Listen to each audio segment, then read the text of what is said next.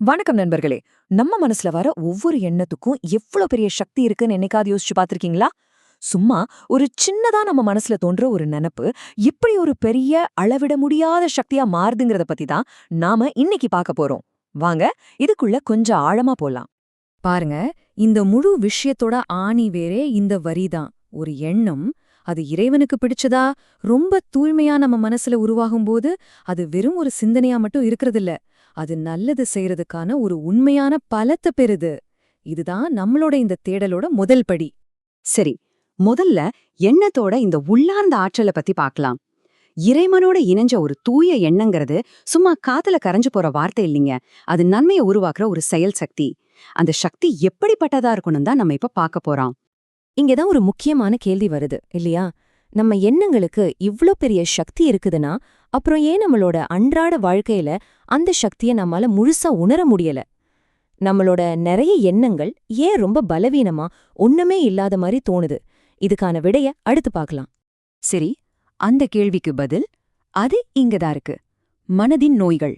நம்ம கண்ணுக்கு தெரியாம நமக்குள்ளேயே ஒழிஞ்சுகிட்டு இருக்கிற இந்த நோய்கள் தான் நம்ம மனசோட வலிமைய குறைச்சிடுது. இது நமக்குள்ளேயே நடக்கிற ஒரு பெரிய உள் போராட்டம். இந்த உதாரணம் தான் இந்த விளக்கத்தோட மையப்புள்ளினே சொல்லலாம். இதை நீங்க சரியா புரிஞ்சுக்கிட்டீங்கன்னா எல்லாமே ரொம்ப தெளிவா புரிஞ்சிடும். எப்படி நமக்கு தெரியாம உடம்புக்குள்ள இருக்கிற ஒரு வியாதி நம்ம உடம்ப கொஞ்சம் கொஞ்சமா பலவீனமாக்குதோ, அதே மாதிரிதான் சில விஷயங்கள் நம்ம மனச அரிச்சு பலவீனப்படுத்துது. இந்த ஒப்பீட்டை பாருங்க, எவ்ளோ ஆழமா இருக்கு. ஒரு பக்கம் உடம்புல மறைஞ்சிருக்கிற ஒரு நோய் நம்மளோட உடல் வலிமைய குறைக்குது. ஆனா இன்னொரு பக்கம் பாத்தீங்கன்னா காமம், கோபம் மாதிரியான மனநோய்கள் நம்ம மனசோட வலிமைய சும்மா குறைக்கிறதில்ல, மொத்தமா அழிச்சிடுது.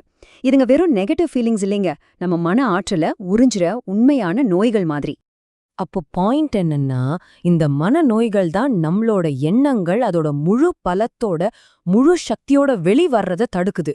ஒரு பெரிய தடைக்கல்லா நின்னு நம்ம எண்ணத்தோட ஆற்றலை அப்படியே குறைச்சிடுது. சரி, பிரச்சனை என்னன்னு இப்போ நமக்கு தெரிஞ்சிருச்சு. இதுக்கு தீர்வு இல்லையா? கண்டிப்பா இருக்கு. இந்த உள்மன பயணம்ங்கிற பகுதி தான் நம்ம மனசை எப்படி சுத்தப்படுத்தி நாம இழந்த அந்த வலிமைய எப்படி திரும்ப கொண்டு வர்றதுன்னு நமக்கு வழிகாட்ட போகுது. வாங்க அந்த பாதையில போலாம். மனசை தூய்மைப்படுத்துறதுக்கு 3 படிதான். ஸ்டெப் 1, நமக்குள்ளேயே நாம ஆழமா போகணும், நம்மள நாமே நல்லா கவனிக்கணும். ஸ்டெப் 2, உள்ள ஒளிஞ்சுக்கிட்டு இருக்கிற இந்த காமம், கோபம் மாதிரியான மனநோய்களை கண்டுபிடிச்சு அதையெல்லாம் நீக்கணும். கடைசியா ஸ்டெப் 3, இந்த 2ஐயும் சரியா செஞ்சா ஒரு ஆழமான உண்மை நமக்கு தானாவே புரிய வரும். இந்த உள்முக பயணத்தோட முடிவுல ஒரு பெரிய உண்மை நமக்கு வெளிப்படும். அது என்ன உண்மை தெரியுமா?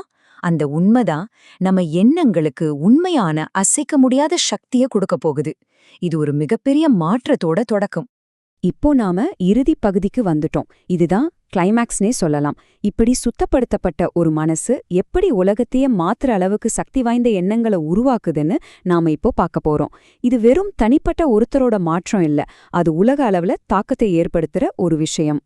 இது எவ்வளவு அருமையா விளக்குது பாருங்க.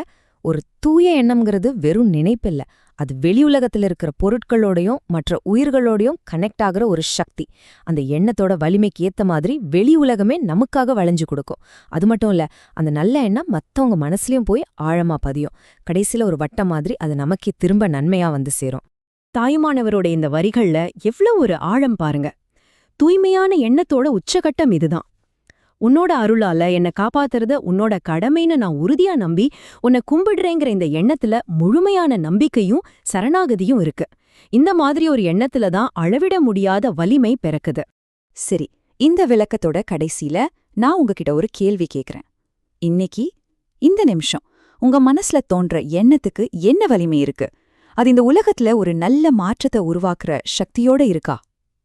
கொஞ்சம் யோசிச்சு பாருங்க.